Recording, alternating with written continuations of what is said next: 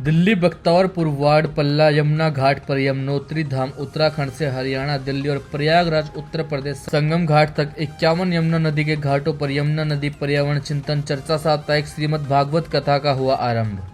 कथावाचक स्वामी प्रकाश चैतन्य कृष्ण संन्यास आश्रम रेणुका हिमाचल प्रदेश। स्वामी जी ने अपने सभी भक्त मंडली के साथ यमुनोत्री धाम से प्रयागराज त्रिवेणी संगम घाट तक यमुना में निरंतर बढ़ रही गंदे नालों की गंदगी और निरंतर प्रदूषित होते पानी और पर्यावरण जो प्लास्टिक के बैग व अन्य वस्तु में इस्तेमाल होने वाले प्लास्टिक से बिगड़ते पर्यावरण को बचाने के लिए 51 घाटों पर चैतन्य कर देश की जनता को जगाने और सरकार को गंभीरता से इस समस्या से निजात दिलाने के लिए मांग करते हैं। इस अवसर पर बख्तियारपुर वार्ड नंबर 5 की निगम पार्षद श्रीमती जनता देवी सुखीराम ने कहा, हम महाराज जी के साथ और दिल्ली सरकार व भारत सरकार से भी मांग करते हैं। हरियाणा से दिल्ली में यमुना मैया का पल्ला 7 नंबर घाट पहला घाट बनता है। इस घाट को अच्छे से बनाकर तीर्थ स्थल बनाया जाए।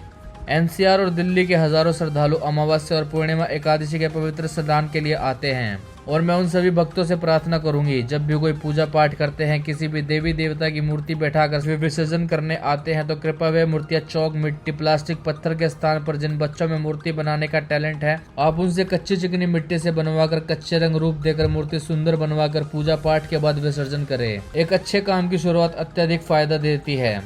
सस्ती मूर्ति, बच्चों के टैलेंट को बढ़ावा, पानी में जाते ही मूर्ति अपने आप विसर्जित हो जाएगी। करके देखिए, अच्छा लगता है। जय श्री कृष्णा। मैं स्वामी प्रकाश चैतन्य दशनाम संन्यास आश्रम रेणुका हिमाचल प्रदेश।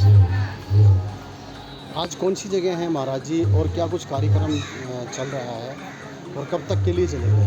हरियमुना सहयोग समिति के तत्वाधान में चल रही निरंतर 108 श्रीमद् भागवत कथाएँ, इसका 18वां पड़ाव यमुना मंदिर के पावन पवित्र यमुना जी के घाट पर है और वर्तमान में ये पल्ला और दिल्ली में पड़ता है।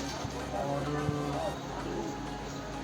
पूर्व में 108 कथाओं का जो संकल्प है यमुनोत्री से लेकर प्रयाग और प्रयाग से लेकर पुनः यमुनोत्री तक है, जिसमें हम लोग महाशिवरात्रि 8 मार्च जिस समय लगभग 8 या 9 माइनस टेम्परेचर्स में कार्यक्रम को प्रारंभ किया है।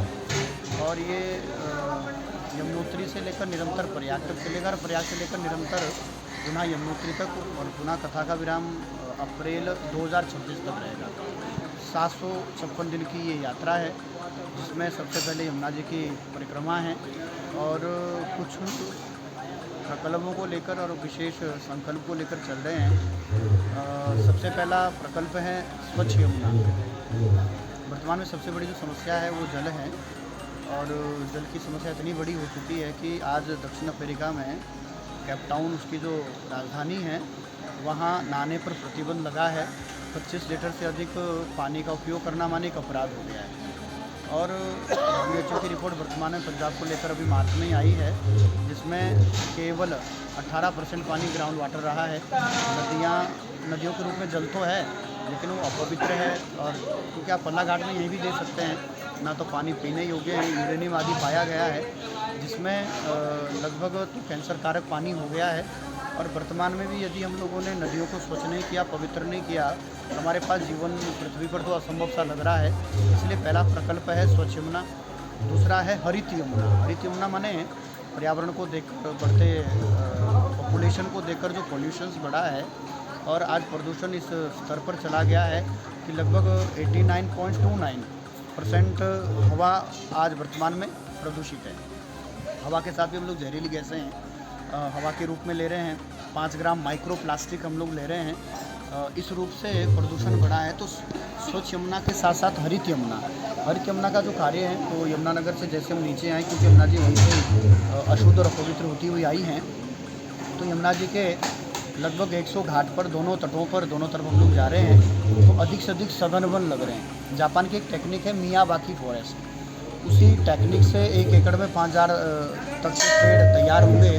अधिक से अधिक ऑक्सीजन का उत्सर्जन कैसे हो, अधिक से अधिक प्रदूषण पर कंट्रोल कैसे हो। तो पहला सघन वन जटलाना में 5 एकड़ में लग रहा है। दूसरा सघन वन करनाल के कुंजपुरा के पास 40 एकड़ में लग रहा है।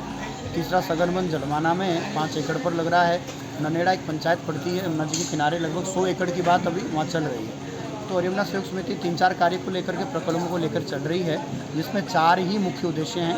पहला, यमुना की स्वच्छता, जिसके लिए हमारे पास IIT रुड़की से डॉक्टर ML कंसल जी हैं और उनकी 5 डॉक्टरों की पूरी टीम है, जो लगभग स्टडीज़ भी यमुना जी पर कर रही है, कितने ट्रीटमेंट प्लांट लगने हैं।